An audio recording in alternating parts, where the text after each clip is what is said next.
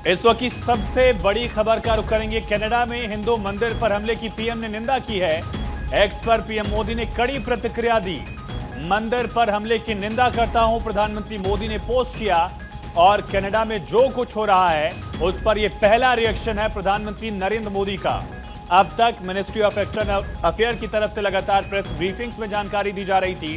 विदेश मंत्री एस जयशंकर ने भी चिंता जताई थी, लेकिन इस पूरे मामले का कनाडा विवाद पर प्रधानमंत्री नरेंद्र मोदी का यह पहला ट्वीट है। और पहले ट्वीट में ही प्रधानमंत्री ने जिन शब्दों का इस्तेमाल किया वो चयन देखिए। स्ट्रांगली कंडेम, मैं कड़ी निंदा करता हूं हिंदू मंदिर पर जो कनाडा में अटैक हुआ। और उन्होंने कहा कि कायराना हरकत है और हमारे डिप्लोमेट्स को इस तरह से उकसाने की कोशिश की गई, उन पर हमला हुआ। सच acts of violence will never weaken India's resolve, यानी भारत को कमजोर करने की कोशिश कभी कामयाब नहीं होगी। हम उम्मीद करते हैं कि कनाडा की सरकार इंसाफ तय करेगी, इंसाफ करेगी इसमें और रूल ऑफ लॉ को आगे बढ़ाएगी। ये प्रधानमंत्री नरेंद्र मोदी का ट्वीट और इसका आशय समझ सकते हैं आप।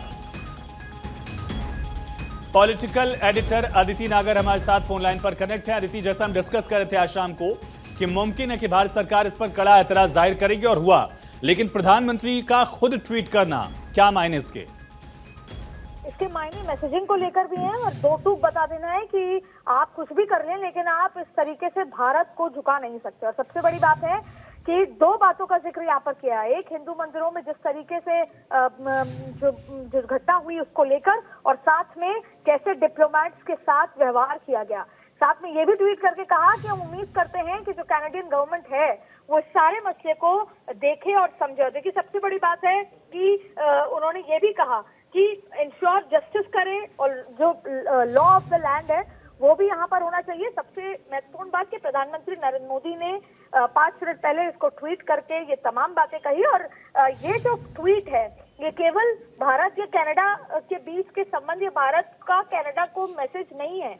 ये ट्वीट पूरी दुनिया देखेगी। ये वही भारत है जो बार बार आतंकवाद के विरोध में, इंटरनल जो टेररिज्म है उसके विरोध में बात करता है। और कनाडा एक बार फिर एक्सपोज हुआ है कि किस तरीके से हिंदुओं पर एक साइलेंट प्रोटेस्ट करने को लेकर उनको खदेड़ दिया गया, उनको हिरासत में ले लिया गया।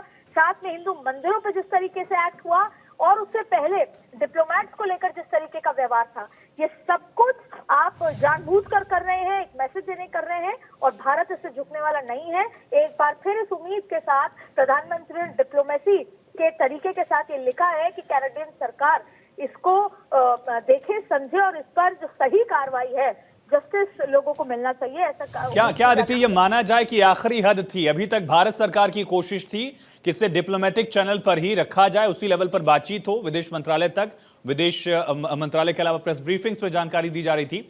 सरकार के बड़े चेहरे बच रहे थे क्योंकि सरकार चाह रही थी कि इसे डिप्लोमेटिक चैनल पर ही सॉल्व किया जाए। लेकिन जिस पर कनाडा आमदा था और जो कुछ कल हुआ, क्या वो आखिरी हद मानी गई भारत सरकार की तरफ से कि नहीं अब बहुत हुआ, अब डिप्लोमेटिक चैनल की बजाय इसे गवर्नमेंट टू गवर्नमेंट भी समझा जाए? इसको आखिरी हद इसलिए कह सकते हैं क्योंकि आज से पहले कनाडा का बहुत मसला हुआ, कंट्रोवर्सीज हुई पार्लियामेंट के अंदर। कनाडा के भारत सरकार, भारत एजेंसी पर सवाल किए गए, लेकिन कभी भी हमेशा जो बातचीत हुई वो डिप्लोमेटिक टर्म्स पे, ब्यूरोक्रेटिक टर्म्स पे थी। लेकिन प्रधानमंत्री ने कभी भी इसको लेकर ना पहले एक्स पर कोई पोस्ट किया, लेकिन ये पहली बार है जब से कंट्रोवर्सी शुरू हुई है कि प्रधानमंत्री नरेंद्र मोदी ने एक स्ट्रॉन्ग स्टेटमेंट के साथ एक्स पर ट्वीट करते हुए अपनी बात कही। ये पहला स्टेटमेंट होगा जब से कंट्रोवर्सी शुरू हुई कनाडा के लिए उन्होंने किया है। आप देखिए, इंडियंस के साथ ना सिर्फ भारत में, पूरी दुनिया में प्रधानमंत्री खड़े हो रहे हैं। और यही वजह है कि जब जिस तरीके से कनाडा में हिंदुओं के साथ, मंदिर के साथ जो कुछ भी हुआ, बिल्कुल अदिति, बिल्कुल यकीनन, और ये बहुत निंदा लायक था भी, जिस पर हम लगातार चर्चा कर रहे हैं। बने रहिएगा अदिति।